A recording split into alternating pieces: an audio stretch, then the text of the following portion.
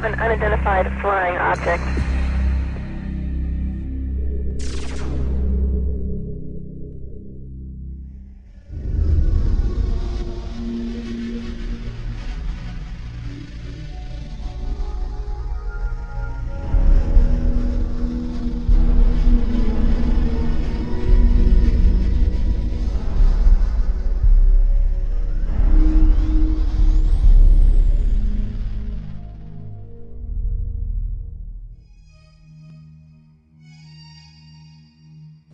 Good evening, my fellow Americans.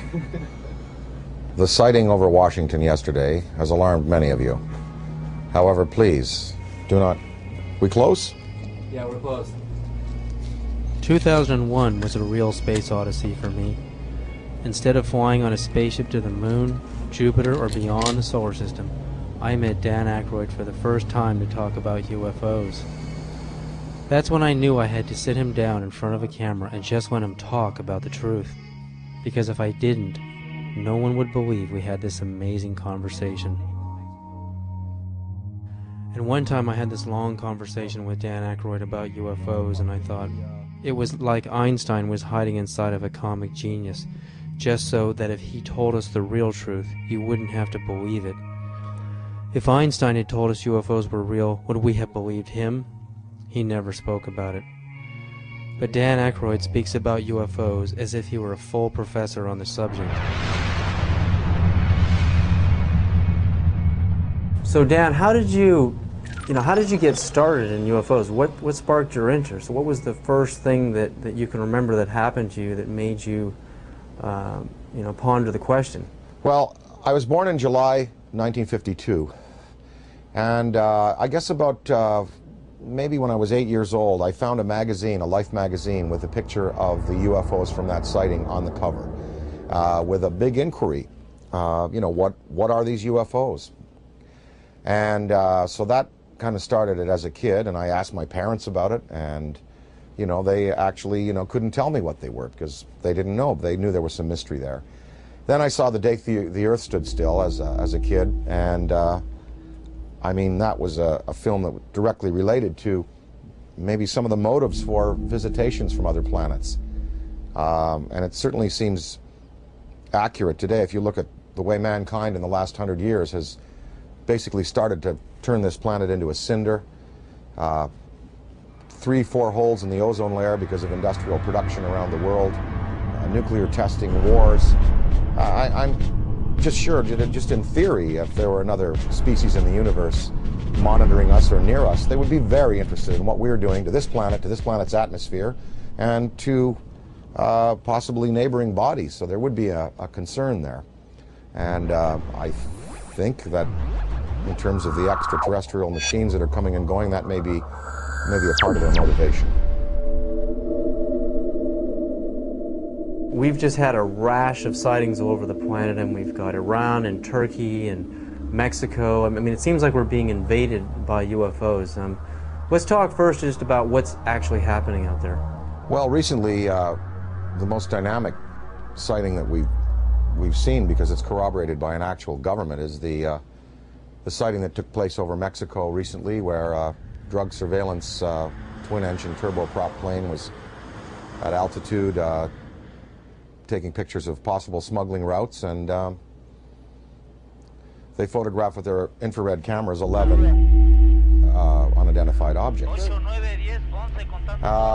Some of them were in pairs and in threes, and of course, these were objects that couldn't be seen by the naked eye, but were visible on the infrared cameras. Well, the United States Air Force, after the news appeared in America, and it was covered on CNN and Fox. The footage was shown on Fox. It was shown on CNN, and in the Valley Daily News on the front page had a big headline, UFOs with a question mark, and it had pictures from that sighting. And of course the United States Air Force had to respond, and they said it was swamp gas. So I don't know whether swamp gas is not visible to the naked eye and visible on infrared, whether it comes in multiple balls, whether swamp gas is capable of doing a complete circuit around an aircraft and then taking off at high speed and right angles into the sky. If it is, then maybe it was swamp gas. But somehow this seems to be a legitimate one, because the Mexican government decided we want to release this to the world. And this follows on the heels of the Belgian general who revealed some F-15 footage years ago of his Air Force planes chasing objects that were exceeding them in speed by twice again what his planes were going at. The French government, over the last couple of years, has released a comprehensive study on the UFOs. The Soviets have been, since the 1950s, engaged in numerous studies about landings, abductions, and the sightings. So we do have legitimate government inquiry going on. And in fact, as anyone in the field knows, the United States government for years has been covering this issue because they were compelled to cover it, because of Ken Arnold's sighting, because of the sighting over Washington in July '52, just after I was born, the famous shot of the V-shaped lights over the Capitol and over the Coast Guard station. So the government initiated originally, I believe it was, there were Project Sign, Project Grudge, the Condon Report, Project Blue Book, and then they engaged J. Allen Hynek.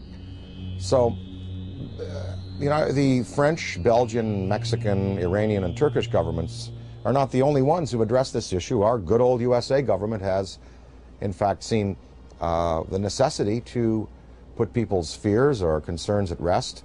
And as anybody in the field knows, these studies went on, and these studies revealed that, most of the sightings could be explained through conventional means, as either hoaxes or weather climatic things, but many of the sightings were unexplained.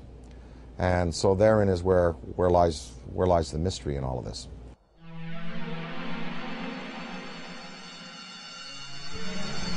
Dan, what do you think is the significance of UFO technology? I mean, obviously, these guys, the extraterrestrials, can come from one star system to another and visit Earth. I mean, recent headlines on CNN are talking about, and BBC, that we're going to run out of oil in 2026. We've got to get on to a better technology.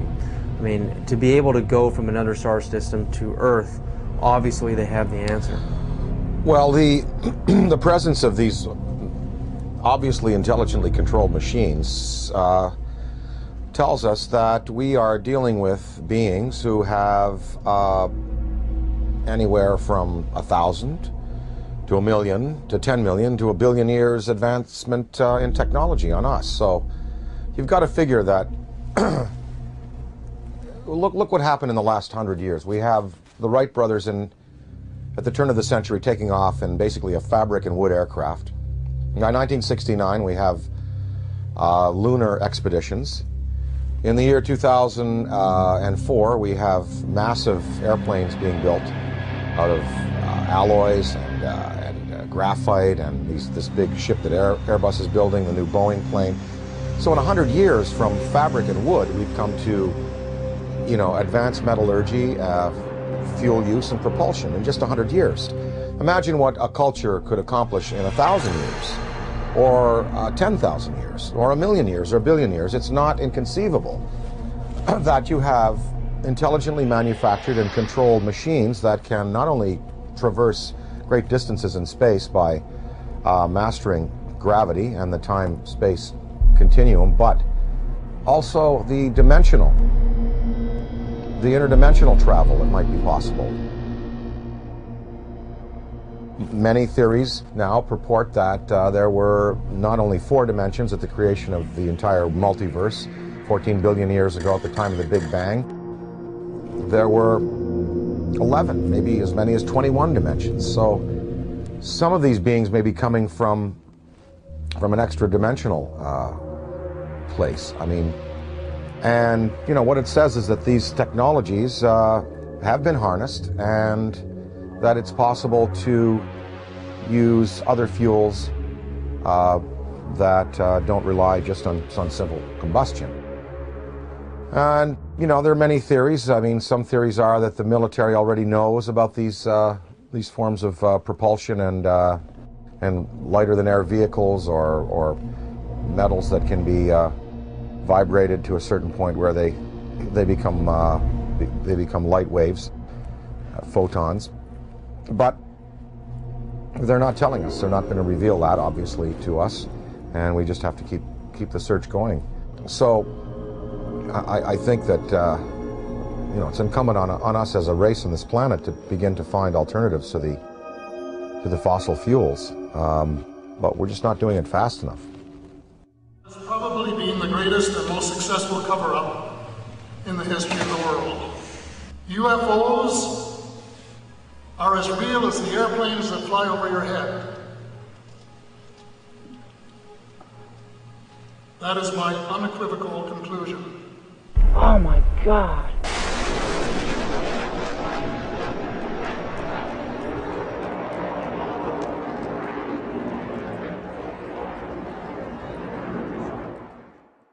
The Avro Arrow story, Dan, I mean, you appeared in a movie about the Avro Arrow story. Canada broke the sound barrier. Diefenbaker dismantles the whole aerospace program in Canada, and all the engineers are hired by NASA and Boeing down here, and we finally break the sound barrier. But in Canada today, we have another scientist, Canadian scientist John Hutchison, is using wave induction, using Van de Graaff and Tesla coils and radio. On a 75-pound cannonball, we can see this huge cannonball levitating in the air. I mean, Boeing, NASA, Lockheed, all of these defense contractors are going up into his lab in Canada and trying to understand how this thing works, because the next person or the next country that figures out true anti-gravity propulsion systems is going to be king of aerospace on this planet. The Hutchison effect incorporates radio frequencies, Tesla frequencies, and high electrostatic energy to create a type of levitation effect where it can move a 75-pound cannonball of steel or brass bushings, water, wood, and other objects into the air. Are we doing enough in our universities, in our research labs? Are we putting enough money into this kind of a research? And what risks are we willing to take if universities in Beijing and China and Russia, they're actually going into the UFO phenomenon in our universities? But here in America, mainstream science, mainstream physicists laugh at the UFO phenomena. I mean, what do you think about that? Budgets are tight all around the world, and as far as putting money into the study of alternative technologies, funding research by people like Hutchison, the money is just not there. I mean, if you look at NASA, NASA is getting chopped back because the funds that are flowing through government now are focused on the war in Iraq and other things. So we don't even have the money to keep up conventional space exploration, development of metallurgy, fuels, ion drive systems. So I don't see any government in the next 10, 20, 30, 40, 50 years really putting the money into the kind of research that's needed to develop these alternative systems and to perhaps study what is driving these intelligent machines from somewhere else. Now, of course, that's on the visible side of things. We're hearing a lot about these special access programs where congressional money is approved by a very narrow slice of the membership in the legislature and given to the military to do basically carte blanche what they want with. So there could be a black military program that is producing what people are referring to now as the big black deltas, which are these huge black triangles that are being seen all around the world. The big black rectangles, which are also being seen all around the world. So maybe they look a little like this. The F-117, they look a little like the B-2 bomber. Maybe these are special access programs that have been applied to alternative technology and energy and are really practically at work today. But I don't see them revealing the sources of these programs nor their applications right now. Okay, I worked in the U.S. space program for 36 years. I was a contractor employee, first working for McDonnell Douglas and then ending up working for Boeing after McDonnell Douglas was purchased by Boeing. I started at the end of the Mercury program and then worked the whole Gemini program. And during Gemini, I was responsible for the design of the equipment for the life support system. And so I had a distinct interest in keeping astronauts alive and having successful equipment. During the program, when we were flying the Gemini spacecraft, my interest in UFOs became very real. It became real because, first of all, Gemini 2, which was unmanned, it was rumored and talked about among our researchers that 2 UFOs had followed Gemini 2. And then Gemini 2 was, of course, recovered later. And I didn't think too much about that except, yeah, that's kind of funny. Very interesting stuff. And then when Gemini 4 flew, and its 4-day mission, 66 orbits, with James McDivitt and Ed White, about halfway through the mission, McDivitt said he has something up here with him.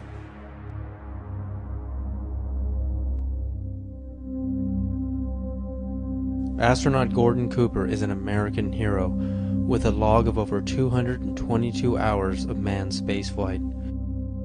He had a long and illustrious career of service to his country. With over 11,000 hours of flight, he was a fighter pilot, U-2 test pilot in the Air Force, and is one of the first men to ever fly in space. He orbited the Earth 22 times in Phase 7, the last of the Mercury missions, on May 15th and 16th of 1963.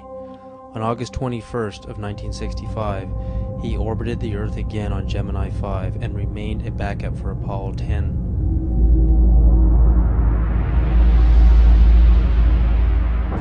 Well, I've had some occasions to know some of the people who were involved in Roswell at one stage or the other. I think there's been an awful lot of untruths put out on Roswell and an awful lot of conjecture. I think there have been some truths in it. I think definitely there was something other than weather balloon there.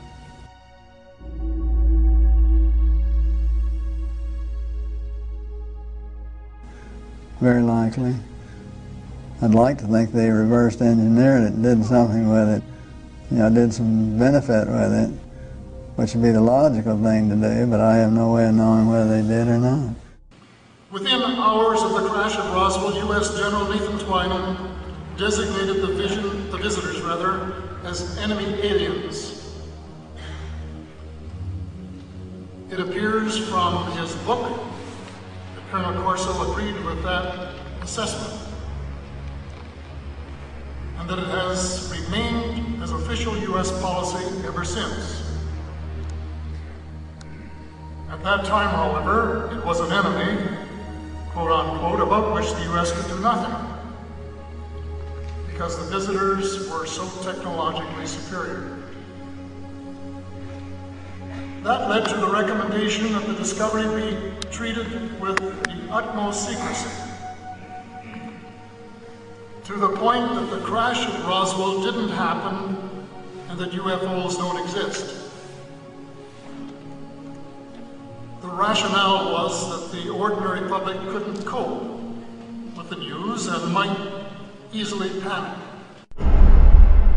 Area 51, Dan, I mean, we hear stories from Bob Lazar, we hear stories about alternative space program theories, you know, we're building UFOs and reverse engineering UFO technology since the saucers crashed at Roswell and the plains of St. Augustine, and we have reverse engineered that technology today. That's the theory, and NASA is just a smokescreen program. If we really have true anti-gravity technology today, why aren't we using it in our military? Why isn't it evident in the war in Iraq? Why don't we use it to demonstrate superiority on the planet? And if not, if all of this is just conspiracy theory and we really don't have this technology, again, are we willing to take the risk of losing air superiority on this planet by letting the Russians or the Chinese or some other country, even the Middle East, actually engineer this kind of UFO technology and conquer the world? Are we willing to take that chance? Well, I think, again, as far as military applications, maybe they are being used already. Maybe we don't know. Maybe they're being used in a surveillance capacity. As far as weapons that could be associated with such vehicles, one would have to think that if the propulsion system is as sophisticated as it would need to be to have these vehicles just hover, stop, noiselessly take off at right angles, do 3 to 5 to 6 to 20,000 miles an hour, one would think that the military application would then take the form of, rather than rockets and projectiles, that probably a particle beam would be used, some kind of a laser, some kind of a disabling beam to disable equipment, to cause disorientation among men and troops. And of course, we have seen no evidence of this. I'm not sure that the U.S. military would want to play that card right now, because after all, the war in Iraq really is a conventional war. We have air superiority there already. There is no Iraqi Air Force. There was no Iraqi Air Force. We, in the United States, we have air superiority basically over the rest of the world. I'm sure there's some pretty hotshot MiG pilots in China and Russia. But I think if you put our Air Force up against any Air Force on this planet, we would prevail without the use of advanced technology of the type we're speaking of. So I think that the U.S., if they have these things, they would probably save them for a more drastic confrontation, perhaps a confrontation with beings that have the potential to be superior over us in terms of the applications of aviation today. So maybe these triangles, the big black deltas, the rectangles, are the next wave of the U.S. military's defense against what some might perceive as an extraterrestrial or extra-dimensional threat. Maybe these weapons or these flight systems now are being prepared to confront a race of superior beings that could have designs on the planet that are malevolent. I think it was Lord Hill Norton, or one of the British Air Force Defense Ministry staff who was assigned to study UFOs in the 50s. After he retired, he said that in his estimation there were 23 different species of being visiting the planet in numerous types of vessels. We know from the NASA UFO studies that you've done, and I think that theory, there's nothing wrong with that theory that I can see that doesn't point to what you postulate, and that is that there are benevolent beings that are trying to heal the planet. Hence the size of these ships that we're seeing in the STS cameras, and the fact that the ozone has holes in it, the fact that water could be a healing element there. What are these lifesaver-shaped little Dropostone-shaped ships conveying to our planet? Well, we see them coming into the atmosphere, and on the STS tapes and other forms of exposure, they're not releasing personnel, they're not releasing projectiles, and no harm has come to the planet, through their intervention. So one can assume perhaps that maybe there are benevolent beings out there and malevolent beings out there, and maybe the United States government is preparing weapon systems to deal with the malevolent beings. Ronald Reagan said in a speech, he said, what if there were a species from another planet that was threatening us? We would all find a way to work together. And one can only think about the Star Wars system and the fact that there we had satellite-mounted cannon. Well, they'd be good for shooting down rockets. They also might be good for shooting down other invasive vehicles that are coming into our atmosphere. Ronald Reagan himself spoke about a UFO sighting that he had when he was governor of California in the Beach King Air that they used to use. They were coming from Sacramento. His wife was with him, Sacramento to Los Angeles, and a saucer clocked the plane for a good 45 minutes. And Reagan spoke of it to a lot of people. And I think maybe, part of his motivation in getting the Star Wars weapon system up might have been that to prepare ourselves for the day when other beings might come to this planet with designs of, who knows, taking minerals without authorization, taking people. We're probably just going to have to wait to see. I occasionally think how quickly our differences worldwide would vanish if we were facing an alien threat from outside this world. Colonel Corso makes it clear that the Reagan administration's Strategic Defense Initiative, appropriately dubbed Star Wars, was primarily designed for use against the alien intruders. His contemporary successor, the anti-missile missile defense system, is also being designed with that as one of its principal objectives. It is true that a case can be made for attempting to provide a shield against the Russians and Chinese, although everyone knows that the Russians are not going to embark on a policy which would result in their total destruction.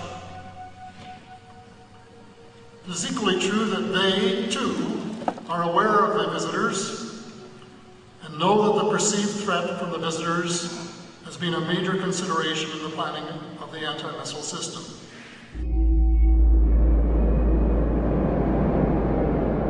And the incident in question, as at least from my perspective, almost ignited a nuclear war, and that was 5 unidentified objects were picked up on radar coming in over the Pacific Northwest, Northern California, Southern Washington, Oregon area. As these objects approached the coast, Strategic Air Command went on a alert. We were in a defense condition, or what is referred to as a DEFCON, Defense Condition 3, which means that the nuclear forces were ready, but they weren't on a ready stated alert. We elevated that to Defense Condition 4. Defense Condition 5 is launch. When we went on our alert, the Russians were also monitoring our nuclear armed forces as we were theirs. And so they knew that our bombers had gone to fail-safe. They knew that the launch codes had been given. They also knew that the hatches on the ICBM missiles had been removed and that we were getting ready to do a launch. I know that Nixon, President Richard Milhouse Nixon, picked up the phone and called the Kremlin. The White House notified the Kremlin that these objects were not, and I repeat, not a preemptive launch by us, that they too, the Russians, had been tracking these objects as they came in over the Bering Sea.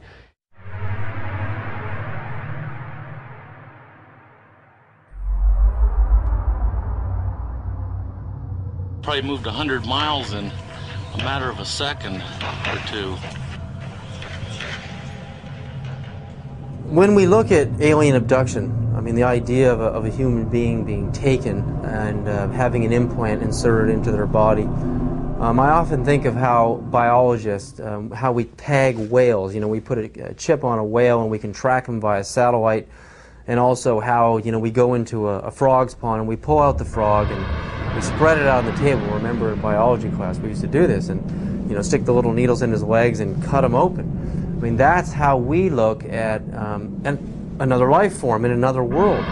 So is it really a sign of violence and negativity that an extraterrestrial civilization is coming to Earth and doing the same to us, putting computer chip implants on us to track us, know where we are, study our species, do a little bit of biological experimentation? I mean, I know for us it's horrific. I mean, it's absolutely a violent thing for us as humans. But from their perspective, do you really think that they're being violent? Well, again, I have to go back to some of them might be here for good purposes, genuinely interested in perhaps helping mankind, and some are here for selfish purposes. Maybe these abductions, even though they're done in a objective but biological way, like we dissect frogs. Maybe they're doing it, you know, just for fun and for sport. I mean, I don't know. I think probably that that the fear could be justified in some senses. Anne Druffel has written this book about how to prevent being abducted. And we really think, even if benevolent species coming to this planet and taking a man and a woman and taking ova out of a woman and sperm out of a man, that's tremendously invasive and very traumatic for the human beings. So even if the motives are good, you know, these actions are as violent as anyone we're capable of on the planet. I think that a certain amount of fear is justified. If you look at Day the Earth Stood Still, you know, the first thing that happens is the army is assembled and, you know, guns are shot at these beings and at the ship.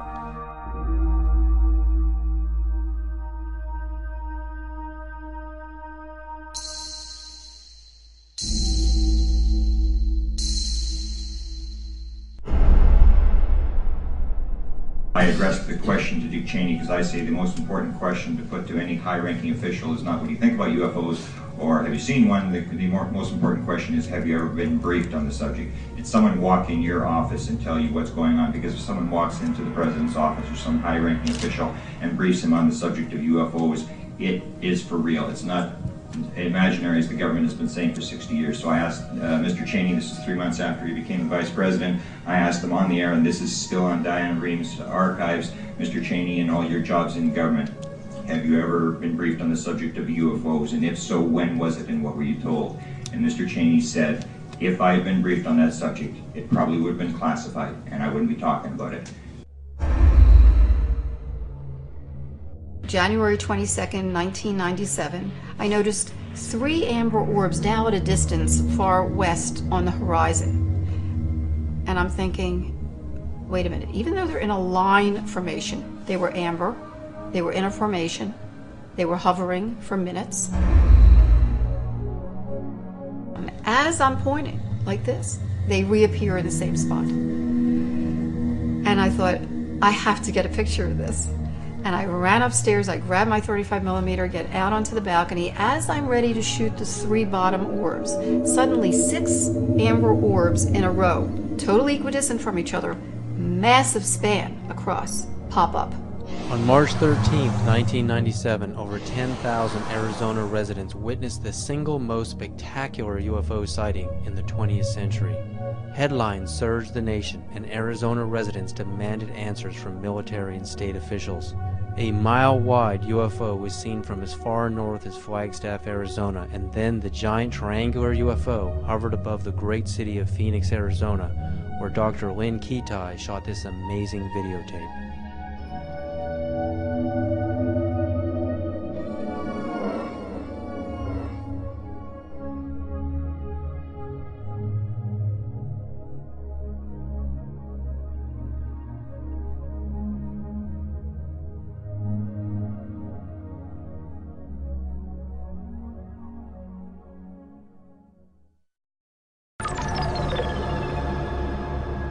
When we go out into space and we're exploring the cosmos out there and we're looking for signs of extraterrestrial life, what kind of a communication are we going to send out? I mean, if Dan Aykroyd was the ambassador, if you were the ambassador for Earth, what message would you teletype to ET?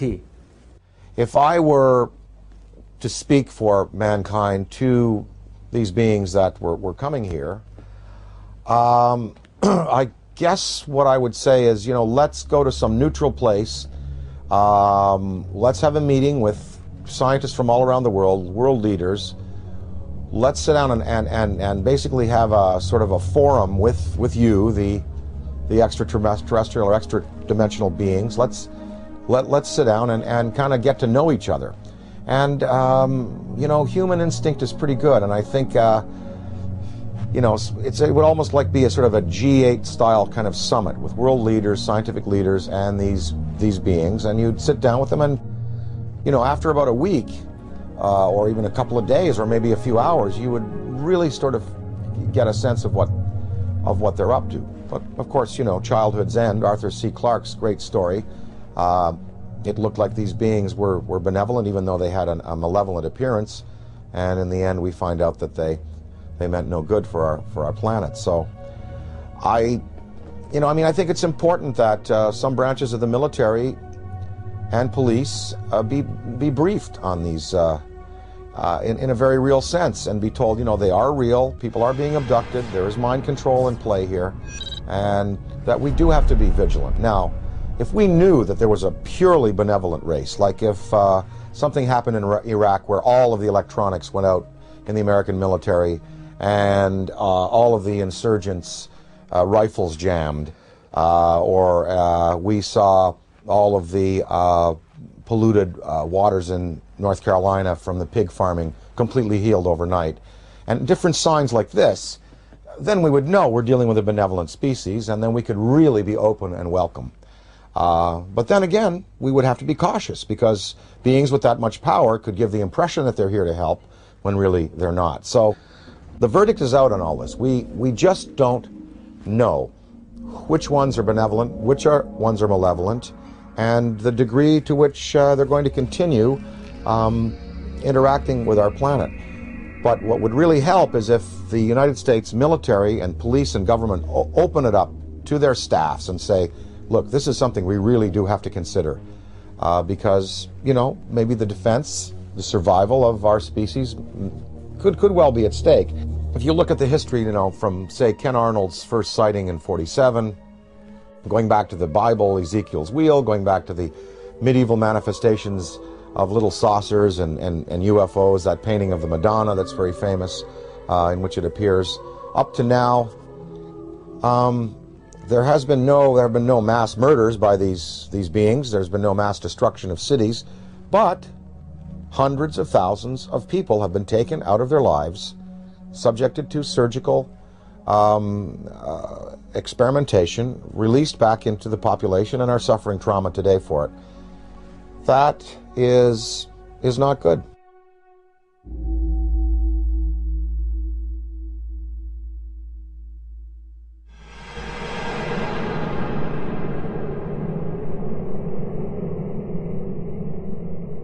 The idea, I mean, like in the movie Close Encounters of the Third Kind, the meeting on the dark side of the moon in Devil's Tower, Wyoming, I mean, it seems like the logical thing to do. I mean, we have a communication, a teletype message, we have a place, a location, and a time, and we isolate it from the public until we know it's safe. I mean, we check each other out. I mean, this seems like the most logical thing to do, you know, even rather than meeting on the White House lawn. I mean, this is the way we would like it to happen. But that doesn't seem to be the way it's really happening. I mean, these extraterrestrials don't seem to be so interested in doing things politically the way we do things on Earth. They're picking certain individuals to contact. They are zeroing in on those individuals. But now, I mean, there are so many sightings going on all over the planet. I mean, it's just amazing. I mean, Iran, Turkey, Mexico, Venice, California, Sonora, California, Texas, Death Valley. I mean, the reports are coming in every other day now. It seems like we're heading towards an omega point. I mean, what is about to happen? I mean, is this all just a coincidence that more and more people have video cameras, or do you really think, you know, there's a major unprecedented communication that is about to happen between our extraterrestrial visitors and humanity? Or again, is it the video camera question? More camcorders? There are definitely more video cameras out there, and definitely more sightings, and definitely more credible witnesses. You know, the biggest thing in ufology in the 60s was Herb Shermer, the Nebraska Highway Patrolman, who was at the Ashland Oil tank farm out there in Nebraska, and he writes in his diary, you know, saw flying saucer, and then under hypnosis, turned out that he was taken aboard and informed of their intentions. Barney and Betty Hill. I mean, these were the key cases. Shermer, Barney and Betty Hill, the Pascagoula incident, Travis Walton. Now there are hundreds of cases like this. And I think that because it's in the consciousness, because we have, you know, a poll saying basically half of the world believes and half doesn't, we're reaching a point where, as Stephen Bassett talks about his time clock, it's like the nuclear time clock that we had in the 50s before we blew the world, you know, before we blew the world up. The theory that once the hands got to midnight, that's when all the nuclear weapons in the world would be discharged. Well, we've stopped that nuclear clock, thankfully.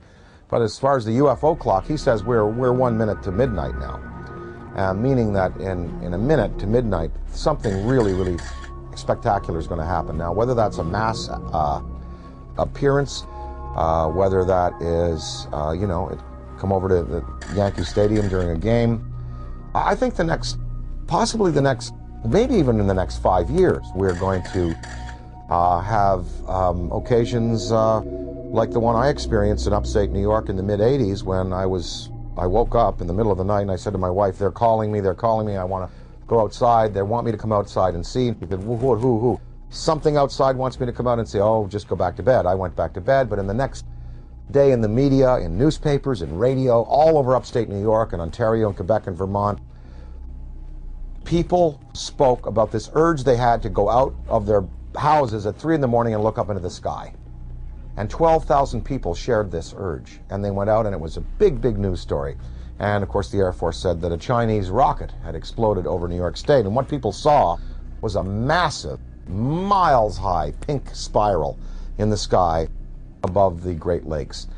In Hull, Quebec, Canada, a few years afterwards, there was a story of several hundred people, almost 1,000 people, in this community, Gatineau, north of Hull, Quebec, Canada, in the Quebec province, sharing this urge to come outside and look up into the sky, and they also saw an apparition. So there are going to be more of these mass sightings. And, you know, the day that 1 million people in Idaho at a rock concert or something see it, that is when you're going to really get the conventional military and police sitting down to say, well, it's time to throw the Brookings Institution report out and lay it open to the people and let the people decide, you know, what must be done in conference with our state leaders.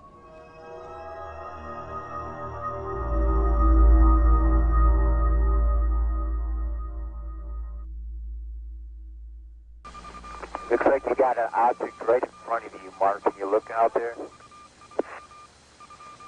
I'm not sure what you're talking about. Never mind.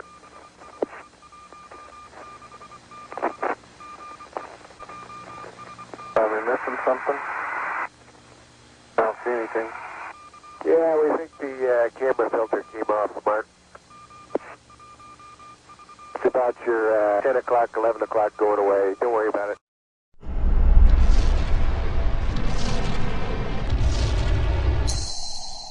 There have been so many celebrities, I mean, like people like David Bowie and John Denver, many people who have been interested in UFOs, but also in the idea of going into space.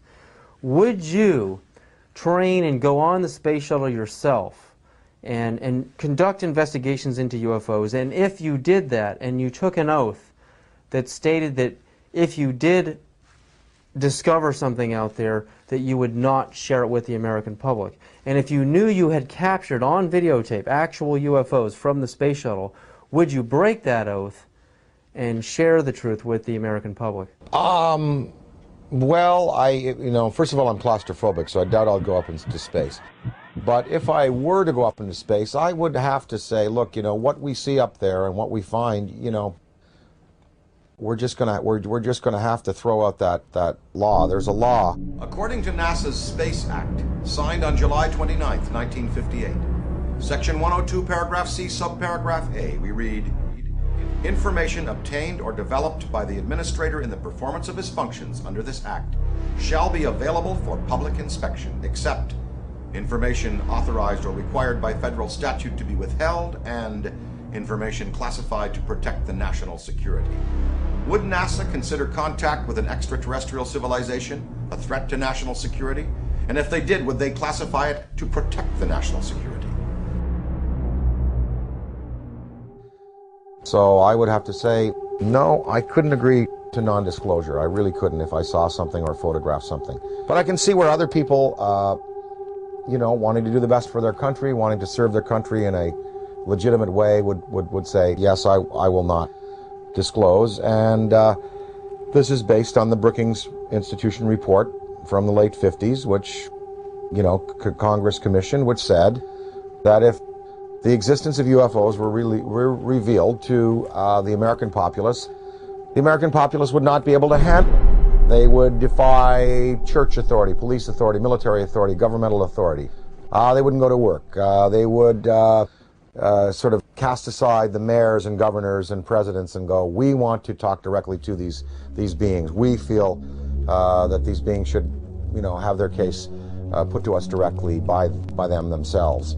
I think the American populace today is ready to handle the concept that what we live in, the 4 dimensions of height, length, width, and time, is not all there is. There are more dimensional realities. There are advanced beings with machines that can skip from dimension to dimension, from galaxy to galaxy, using the Einstein-Rosen bridges, the wormholes.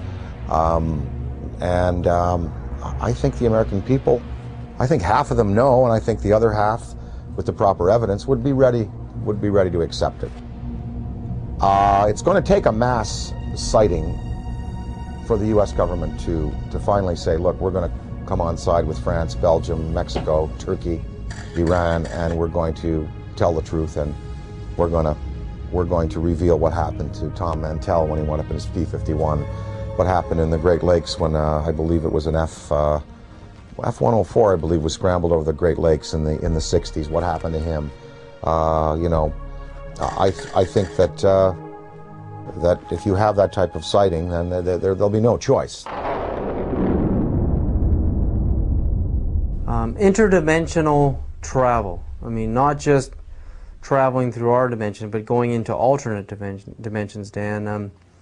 Would you, and if you could, a spaceship arrives in your yard, and you know you've got the barbecue out, and there's the steak on the grill, and they want you right now to come with them and go into another dimension, and to move forward and backwards on the timeline, to go forward in time and backward in time. If you could move forward and backward in time, are there any events in human history that you would interfere with, that you would change to alter the destiny and the course of humanity? Well, I wouldn't want to go back in time and change anything, because that would be a tampering that I wouldn't serve mankind well. Although there are many horrors, of course. Wouldn't you have loved to have caught Hitler as a 15-year-old and have him drown in a river? You know, because then we could have solved the Holocaust problem, and then World War II may not have, well, look, there were 2 guys. There was Otto Dinkel. You ever heard of him? Well, he was an orator hired by the German army, just like Hitler was, to speak. If Hitler died, maybe Otto Dinkel would have been the guy that would have gone on with this rabid anti-Semitism and wiped out 9 million people. Of course, one thinks of those things, but you don't want to go back in time and play with events, because, you know, where we've come to today and the improvements we've made in human rights and in regarding ourselves as sacred, they've come because of the bad things that have happened. Now, if I went into the future, I would want to see where this planet is 300 years from now. Did we make it? Did we make it? That's what I would like to know. I mean that from my knowledge of the world that I see around me, I think that it is much more likely that the reports of flying saucers are the result of the known irrational characteristics of terrestrial intelligence rather than the unknown rational efforts of extraterrestrial intelligence. Interdimensionality, again, if you could move forward and backward in time and meet any personality, any public figure, celebrity, or politician, or mystical figure, is there anybody that you would like to sit down with, if you could have lunch with them, or just sit down and talk to them and have a discussion, forward and backward in time? Oh, I'd love to spend an afternoon with Richard Feynman. Would love to sit down with Heisenberg, and of course, you know, Einstein, Niels Bohr, Max Planck. You know, I'd love to sit with the, you know, the particulate, you know, the quantum physics guys, because there really is the root of understanding how and why the world is the way it is, and the joy of these studies in antimatter that are occurring.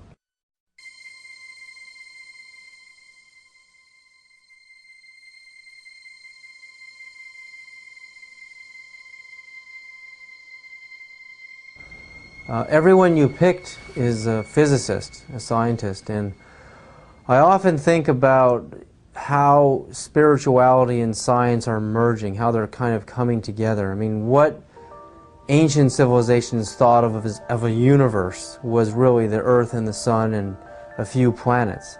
And now with the advent of the Hubble telescope, we can see that the universe is far bigger than the ancients had ever imagined. So while science and religion are merging on some ideas, in other areas they're just far off.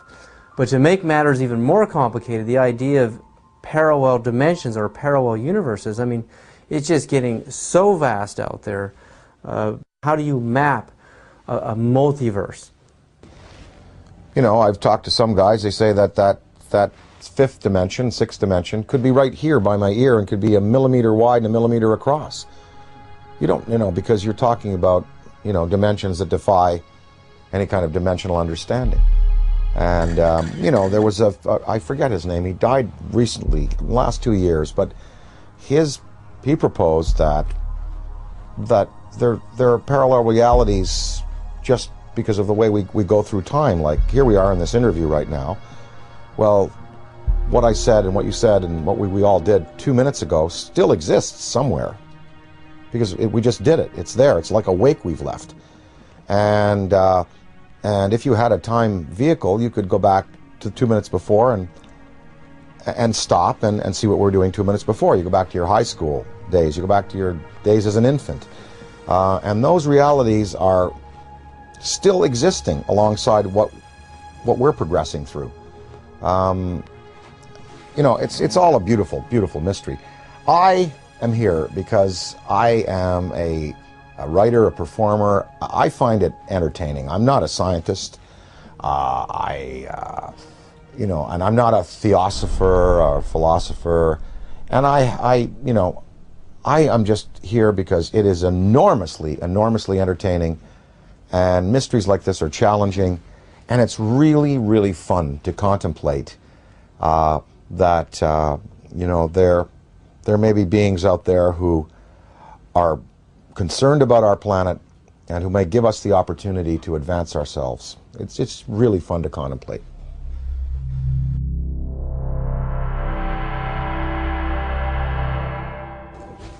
All the physics that we know on this planet, quantum physics and conventional physics and metallurgy and you know, all of it, it can really encompass a theory of how these ships move. I mean, you've done it yourself, David, proposing, you know, that if you can convert, you know, a mass to a state of, you know, of photonic energy, then there is no mass anymore, and you're looking at pure light. You're looking at anti-gravity. You're looking at something that can be, you know, harnessed in waves. Well, what is the fuel? Well, people, you know, Bob Lazar talked about, you know, this element 115 that was put into these generators to boil mercury and to be used as gravity tractors. Maybe that's it. I don't know. I mean, they must be using a fuel that's unavailable to us. Does it give off radioactive waste? What is the cost to them? For instance, the Venice UFO that you recently showed me, and I covet that tape. That's amazing. Because you see the metallic quality of the object, you see the force field around it, you see it spinning. It was May 2nd, 2004, approximately 11:30 a.m. And I was walking from my apartment with my girlfriend down this alley right here. And we were just sort of walking this way, and I looked up over at those phone lines, and we saw something that we really couldn't make sense of. It was a very shiny, you know, metallic disc. So we turned the corner here, and this is basically where we're just looking at it. And we're pretty much like, okay, that's not a balloon or anything we're familiar with. So we sort of kept walking to the corner and just stared at it for a while until it hit me, you know, that this was really something. There was a man also looking at it, sort of a bystander, and he said, wow, do you guys see that? And that's when I realized all three of us were looking at something extraordinary. What is the environmental cost of running these machines? Are they clean or are they not? Is there some, wherever, you know, they came from, is there some place they have to go back to after their journeys are finished to dump whatever they've used up in terms of fuel, like we would a bad fuel rod in a reactor? That is a question I'd like to know. I'd like to ask is, you know, are you a clean burning vessel, or is there some cost that you pay like we paid for atomic energy? When we consider that it may be possible to take mass and reduce it down to zero, make it as light as a photon, we can start to approach this whole light speed phenomena from a whole new direction. I mean, we're going to be able to do this. This is the only logical answer. There are no fissile nuclear materials in the universe as we know it to produce the kind of energies in a steady stream that you need to get mass up to that speed. There are no fissile nuclear fuels that can produce 1 trillion electron volts all day long. And wormholes are even more exotic. The idea of, you know, bending and folding two spaces of space-time together and creating a shortcut wormhole to vector in between those 2 points, according to Kip Thorne, who wrote Black Holes and Time Warps, that the energy required for a wormhole is 100 million suns, the negative energy they put out for an entire year. There are 100 million suns in our galaxy alone. That means all of the negative solar energy coming from our suns in this whole galaxy, the total energy for a whole year is required to create a wormhole. Where has any extraterrestrial civilization or our civilization going to get access to levels of energy that high? It's never going to happen. That's why I've reversed the table here. I said, you know, you have to ultimately get frustrated with the idea of increasing energy en masse. You have to just, it's like banging your head against the wall and trying to cram it through the wall. You will never be able to do it this way. So the new way, as I propose, is to make this all possible. And when you consider UFOs coming in, stopping on a dime, and then accelerating and turning out into space, any Air Force pilot can tell you that stopping on a dime, the G-forces are going to throw you right through the walls. Yeah, you'll be crushed. And then sudden acceleration is going to do the same thing. It's going to destroy the body of the pilot. So this new approach and this new idea, I mean, this is just the inception, it's just the beginning, but I think this is really the only avenue that we can look down right now and the only way we can see solving this problem.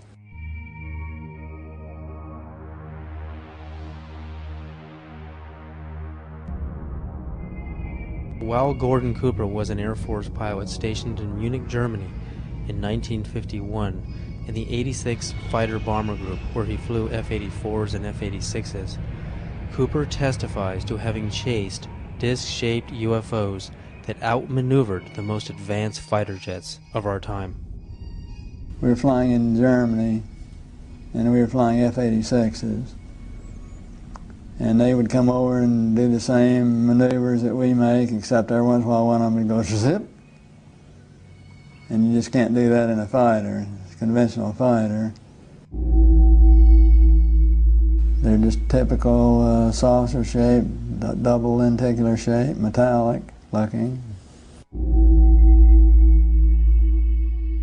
Well, yeah, they weren't just random. They were flying fighter formations, very definitely under positive control.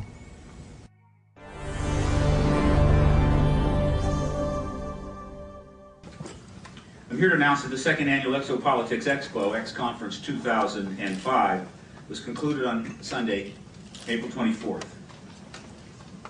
This event was produced by Paradigm Research Group. 26 speakers and panelists presented to 450 attendees over 3 days.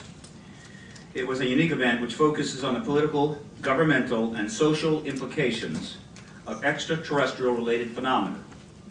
It is produced by PRG as part of the emerging activist movement seeking to end a government-imposed truth embargo regarding extraterrestrial-related phenomena.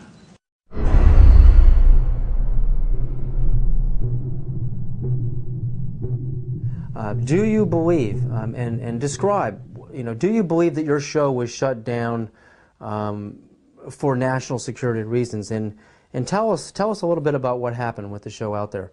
Well, what happened, we sold the show to Sci-Fi Channel, and it was called Out There, and I basically interviewed all of the people that I admired in various fields of study, like Colin Andrews from the Crop Circle movement, Linda Moulton Howe, the expert on cattle mutilations, John Mack.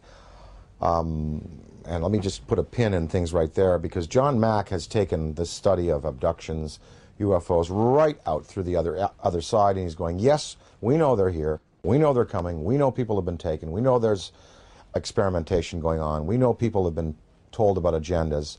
What we now have to do is use that as a key and as a motivation to socially transform this planet to a more peaceful, more loving, more tolerant state.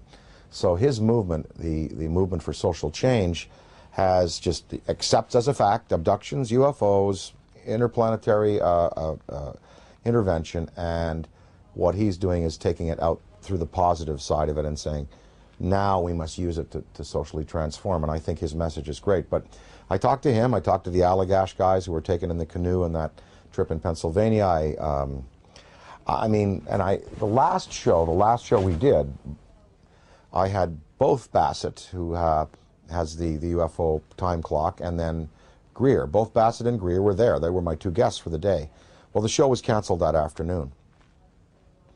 And I was outside, before I knew it was canceled, in between the interviews. And I was outside, and Britney Spears called me because she wanted me to appear on Saturday Night Live with her. And so I was outside having a cigarette, the phone rang. Oh, Brittany, how you doing? Oh, sure, of course I will. I turned away like this. I turned back, and there was a black Ford across the road, a black Ford sedan. And I was trying to look at the plate, and the plate seemed kind of like fuzzy, and I was, definitely a police car. And two guys were there, and a big, big, tall guy got out of the back seat, and he stood in the street on 42nd Street it was. We were at 42nd Street and 8th Avenue, and he looked right at me. And literally, I was on the phone. Hey, oh, sure, of course I'd love the show. Saw the Ford, went back like this, turned back like a half second later, and it was gone. And that car did not go past me. It did not make a U-turn, because I would have seen 42nd Street. I would have seen that thing take a U-turn and go away. That car vanished. That car was a cloaked vehicle of some type.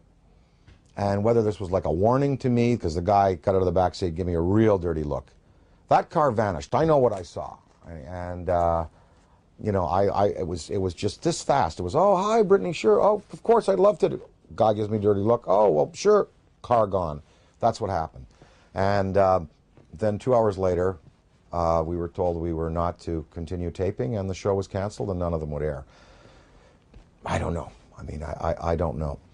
Was that an MIB experience? Black helicopters, military abductions that happen. Sometimes people are taken and they talk about then being visited by military personnel and debriefed about their abduction.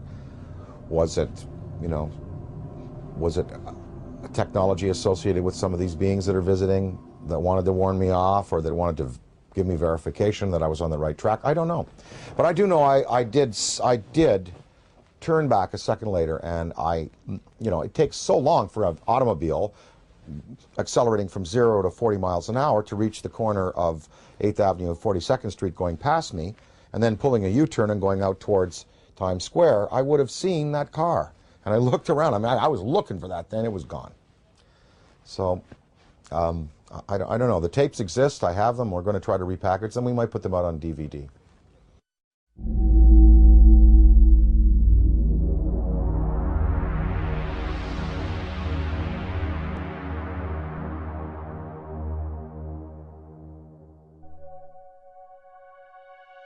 I was having some cameramen film the installation of a of a precision landing facility we were putting in right on the edge of the dry lake.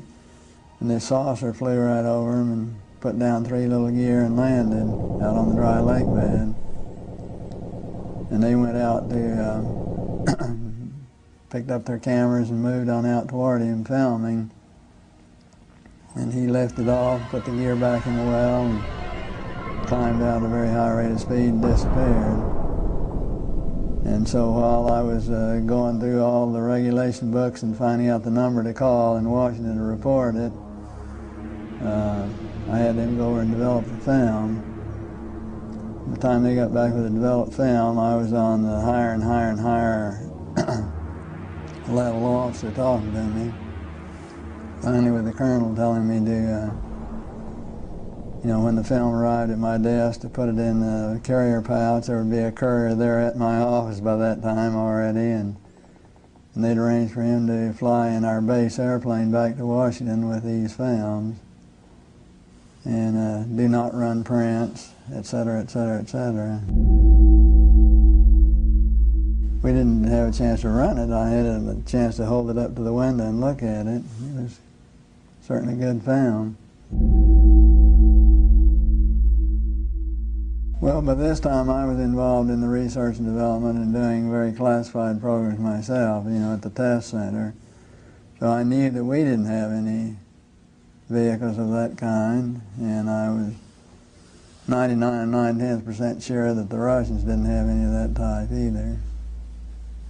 So it certainly, at that point in time, there was no doubt in my mind that this vehicle was made at some other place than here on Earth. And yeah, well, Buck Rogers and Flash Gordon coming true. Dude, I got it, man. Probably moved 100 miles in a matter of a second or two.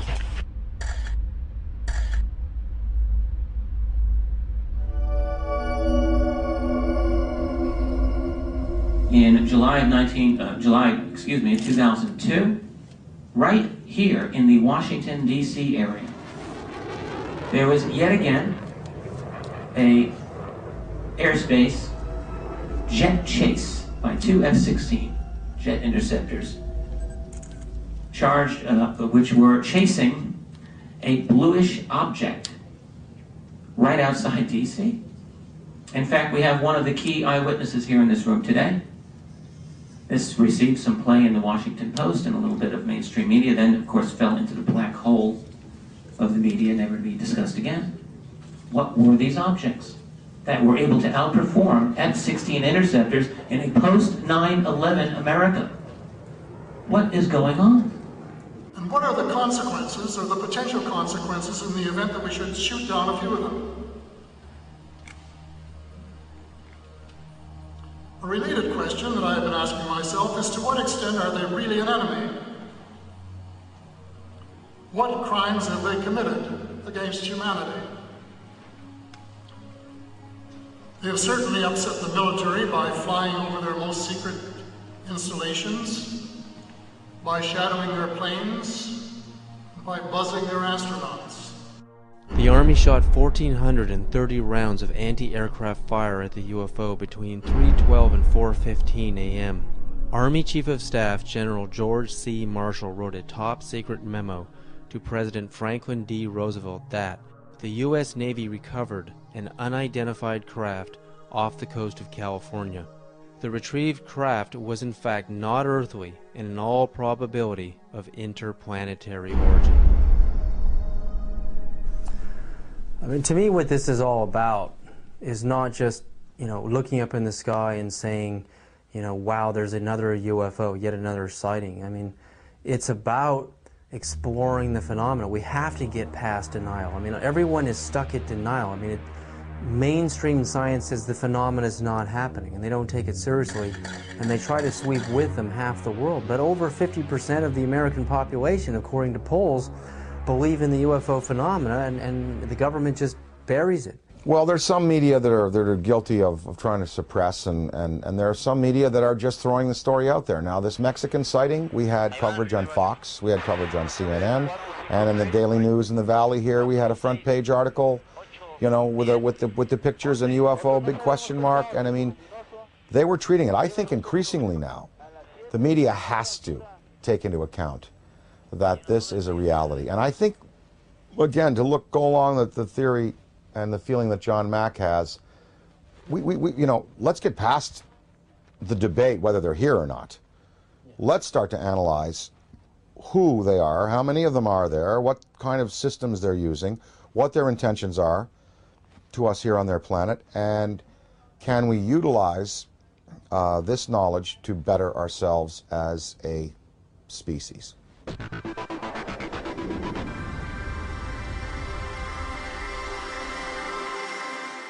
With the advent of the Hubble telescope, I mean, when you see how big it really is out there, and the idea that we're stuck on this myopic little ball, we're just glued to it, we can't get our eyes off of it.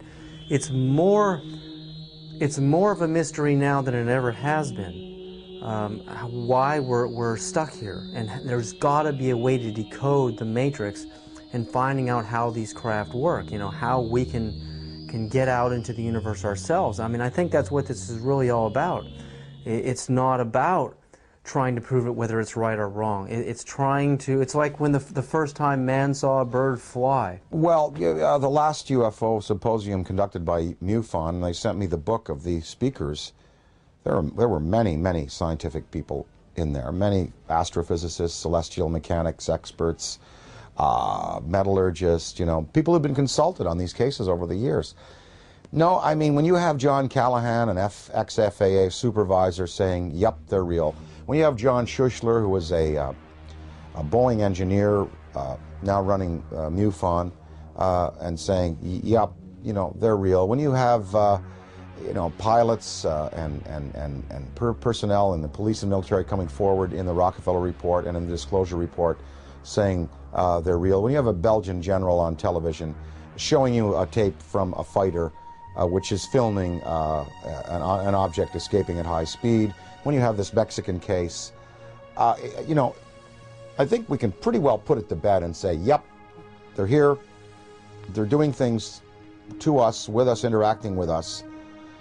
Whether we've had, you know, official military contact, again, that goes into the black box area, but there should be no debate anymore. UFOs exist. They are intelligently manufactured and guided technology from somewhere else, not this planet.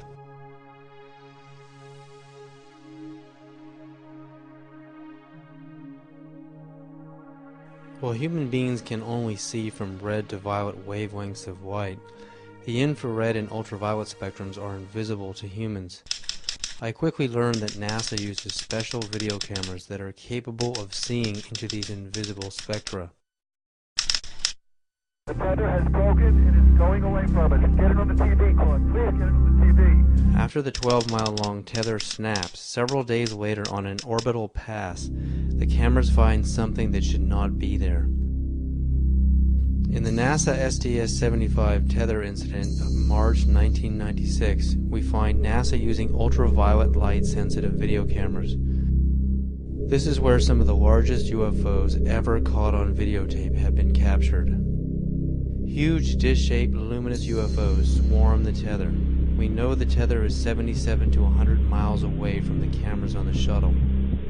The UFOs pass behind the 12-mile-long tether, so we can therefore use the 12-mile length of the tether to measure their minimum diameters. Some measure between 1 and 3 miles wide, making them literally motherships. In Project Blue Book files, UFOs with these same features have been reported several times as shiny metallic discs with dark centers. Specifically, in the invisible infrared, Trevor James Constable, a retired World War II radar operator from New Zealand, has photographed many UFOs with the same features, translucent discs of light with dark centers.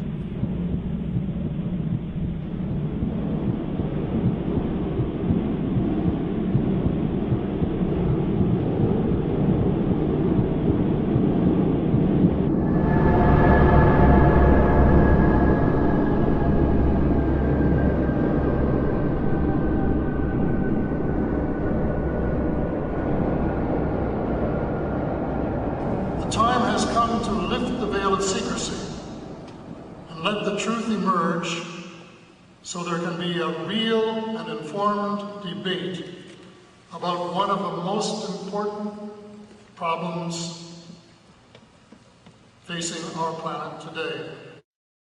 So how do people respond to Dan Aykroyd when he talks to them on a personal level about UFOs? You know what? It's interesting. When I talk to people, well, first of all, people ask me about it. They come to me and they say, oh, well, you know, we saw an interview, we heard an interview, they heard the thing on Art Bell that we did. They come to me and ask me about it. So it's not like I have to go out there and crusade and say, hey, did you hear about the latest Mexican case? They've seen CNN, they've seen Fox, they've seen the Daily News. They come to me and ask me about it, and I basically lay out, you know, my thoughts on it.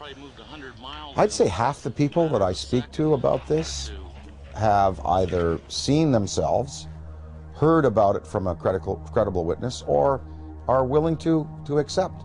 The other half, totally not. Harold Ramis, my good friend and collaborator, does not believe, will not accept until, you know, hard proof is presented to him in the form of, you know, something tangible. And what I've been able to do is just open people's minds a little bit and let them think about it. And of course, the greatest proof are the kinds of tapes that now exist, the kind of videos that exist. Usually, when I show some tape of some different things that have been exposed to me, well, it's pretty convincing. And then at that point, people have to go away and accept that, you know, that these things are a part of our reality. Well, what I'd like to, you know, what we'd all like to affect is some positive change in the world and try to help the tipping point where good tips to overflow evil in the world. I mean, you know, we know there's good and bad out there, yin yang, black, white, you know, there are you know, there's tremendous divisiveness in the planet, and, you know, perhaps this study and this understanding of things that are greater than we have accomplished technologically will lead us to a spiritual awakening, one that helps us respect other beings out there in the universe and other dimensions, and also in our own 4 dimensions and here in the physical world that we live in. The sacredness of human life, the willingness to get along a little better, to relinquish materialism and territoriality in favor of a more comprehensive worldview, in which we unite and we all feel the energy within us as part of a universal light. Gotta thank you, Dan, so much for this interview. I'm very grateful. I really believe you're one of the greatest minds in our world at this time. Thank you so much.